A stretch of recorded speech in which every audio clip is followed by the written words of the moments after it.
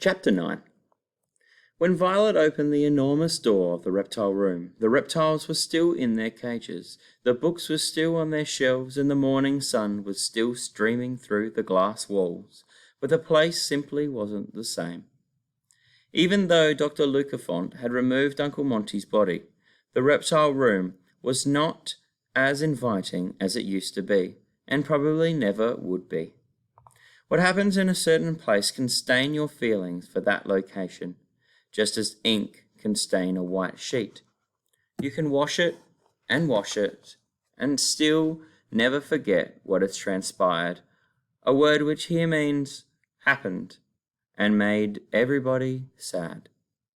"I don't want to go in," Klaus said. "Uncle Monty died in here." "I know we don't want to be here," Violet said, "but we have work to do." "Work?" Klaus asked. "What work?" Violet gritted her teeth.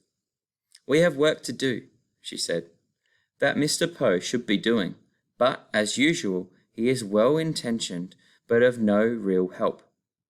Klaus and Sonny sighed as she spoke out loud, a sentiment all three siblings had never said, but always felt, since Mr. Poe had taken over their affairs.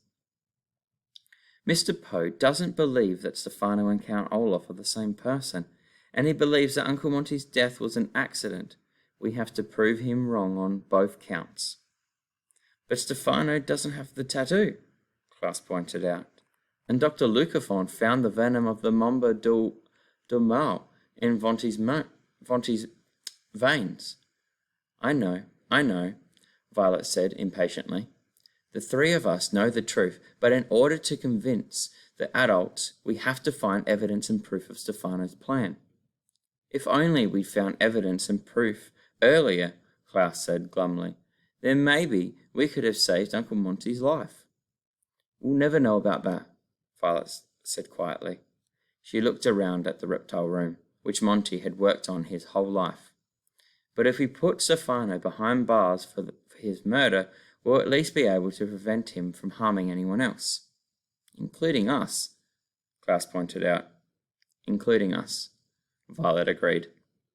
"Now, Klaus, find all Uncle Monty's books that might contain information about the Mamba du Mal. Let me know when you find anything." "But all that research could take days," Klaus said, looking at Monty's considerable library. "Well, we don't have days," Violet said firmly. "We don't even have hours. At 5 o'clock, the Prospero leaves Hazy Harbor, and Stefano is going to do everything he can to make sure we're on that ship. And if we end up alone in Peru with him—" All right, Klaus said. "Let's get started. Here, you take this book." "I'm not taking any book," Violet said. "While you're in the library, I'm going up to Stefano's room to see if I can find any clues." "Alone?" Klaus asked. "In his room?" "It'll be perfectly safe," Violet said, although she knew nothing of the kind. "Get cracking with the books, Klaus. Sonny, watch the door and bite anybody who tries to get in." "Ackroyd," Sonny said, which probably meant something like Roger. Violet left, and true to her word, Sonny sat near the door with her teeth bared. Klaus walked to the far end of the room where the library was, carefully avoiding the aisle where the poisonous snakes were kept. He didn't even want to look at the Mamba du Mal or any deadly reptile. Even though Klaus knew that Uncle Monty's death was the fault of Stefano and not really of the snake, he could not bear to look at the reptile who had put an end to the happy times he and his sisters had enjoyed. Klaus sighed and opened a book, and as at so many times when the middle Baudelaire child did not want to think about his circumstances, he began to read. "It is now necessary for me to use the rather hackneyed phrase, 'Meanwhile, back at the ranch.' The word hackneyed here means used by so many writers that the time Lemony Snicket uses it, it is a tiresome cliché. Meanwhile, back at the ranch is a phrase used to link what is going on in one part of the story to what is going on in another part of the story, and it has nothing to do with cows, or with horses, or with any people who work in rural areas where ranches are, or even with ranch dressing, which is creamy and put on salads. Here, the phrase, "meanwhile, back at the ranch," refers to what Violet was doing while Klaus and Sonny were in the reptile room.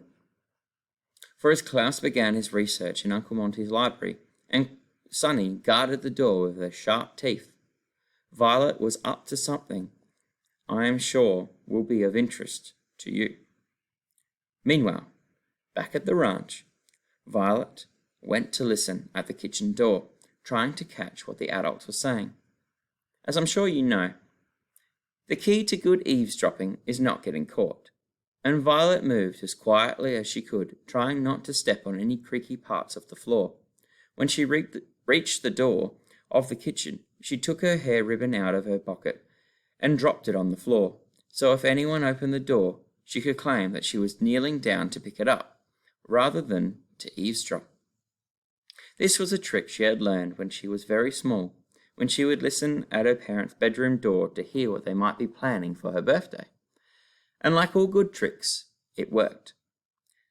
"But Mr. Poe, if Stefano rides with me in the car, and you drive Dr. Montgomery's Jeep," Dr. Lucafont was saying, "then how will you know the way?"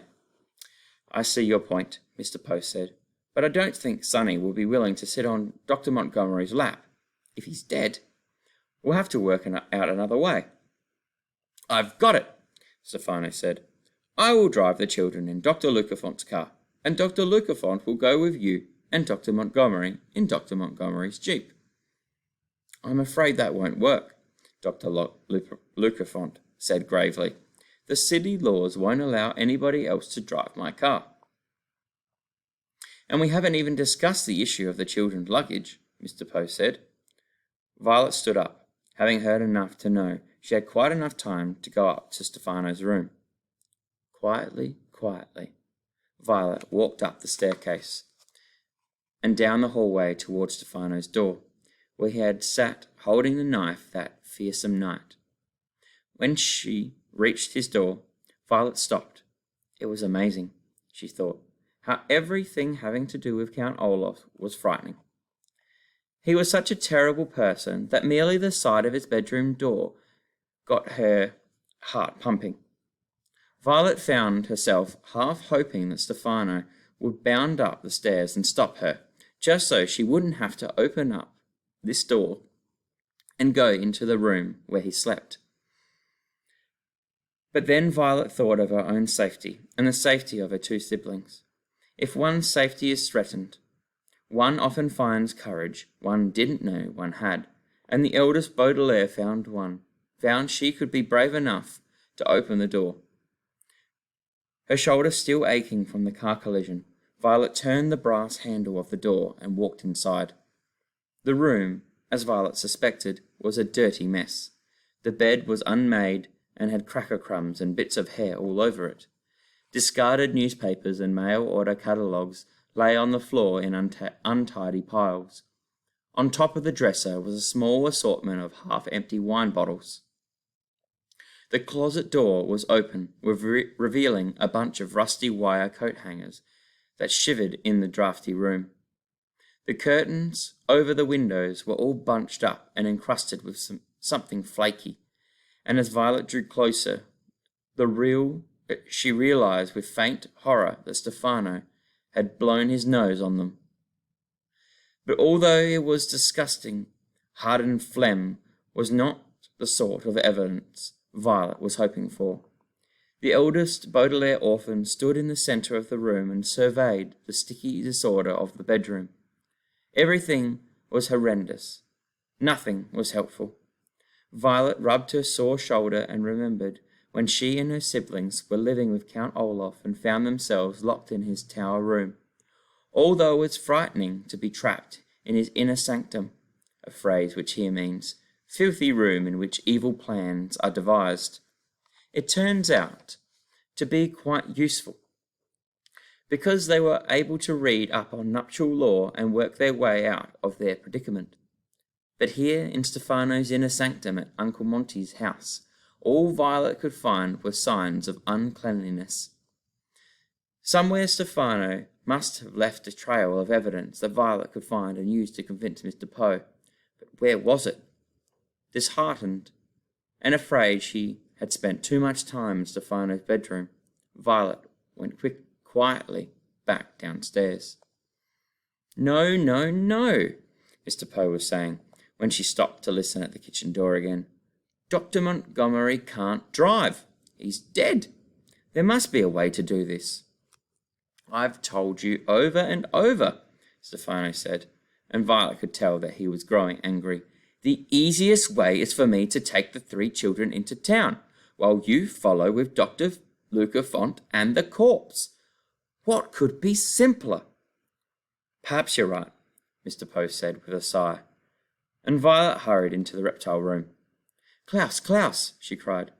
Tell me you found something. I went to Stefano's room, but there's nothing there to help us, and I think Stefano's going to get us alone in his car. Klaus smiled for an answer and began to read out loud from the book he was holding. The Mamba de Mole, he read, is one of the deadliest snakes in the hemisphere, noted for its strangularity grip, used in conjunction with its deadly venom, giving all of its victims a tenebrous hue, which is ghastly to behold. Strangularity, conjunction, tenebrous hue, Violet repeated. I have no idea what you're talking about. I didn't either, Klaus admitted, until I looked up some of the words. Strangularity. That means having to do something with strangling. In conjunction means together. Tenebrous means dark, and hue means colour. So the Mamba de Mole is noted for strangling people while it bites them, leaving their corpses dark with bruises. Stop, stop, Violet cried, covering her ears. I don't want to hear any more about what happened to Uncle Monty. You don't understand, Klaus said gently. That isn't what happened to Uncle Monty. But Dr. Lucafont said there was the venom of the Mamba de Mole in Monty's veins, she said. I'm sure there was, Klaus said, but the snake didn't put it there. If it had, Uncle Monty's body would have been dark with bruises, but you and I remember that it was pale as can be. Violet started to speak, and then stopped, remembering the pale, pale face of Uncle Monty when they discovered him. That's true, she said. But then how was he poisoned? Remember how Uncle Monty said he kept the venoms of all the poisonous snakes in test tubes to study them? Klaus said, I think Stefano took the venom and injected it into Uncle Monty. Really? Violet shuddered. That's awful. Oh, Kippy! Sonny shrieked, apparently in agreement. When we tell Mr. Poe about this, Klaus said confidently, Stefano will be arrested for Uncle Monty's murder and sent to jail. No longer will he try to whisk us away to Peru, or threaten us with knives, or make us carry a suitcase or anything like that. Violet looked at her brother, her eyes wide with excitement. Suitcase, she said. His suitcase. What are you talking about? Klaus said quizzically, and Violet was about to explain when there was a knock at the door. Come in, Violet said, signalling to Sonny not to bite Mr. Poe as he walked in. I hope you are feeling a bit calmer, Mr. Poe said, looking at each of the children in turn, and no longer entertaining the thought that Stefano was Count Olaf. When Mr. Poe used the word entertaining, here he meant thinking, rather than singing or dancing or putting on skits. Even if he's not Count Olaf, Klaus said, carefully, we think he may be responsible for Uncle Monty's death. Nonsense, Mr. Poe exclaimed, as Violet shook her head at her brother. Uncle Monty's death was a terrible accident, and nothing more. Klaus held up the book he was reading. But while you were in the kitchen, we were reading about snakes. Reading about snakes, Mr. Poe said. I should think you'd want to read about anything but snakes, after what happened to Dr. Montgomery. But I found out something, Klaus said. That it doesn't matter what you found out about snakes, Mr. Poe said, taking out a handkerchief. The Baudelaires waited while he coughed into it before returning it to his pocket. It doesn't matter, he said again, what you found out about snakes. Stefano doesn't know anything about snakes. He told us that before. But, Klaus said. But he stopped when he saw Violet. She shook her head again at him. Just slightly. It was a signal, telling him not to say anything more to Mr. Poe. He looked at his sister, and then at Mr. Poe, and shut his mouth.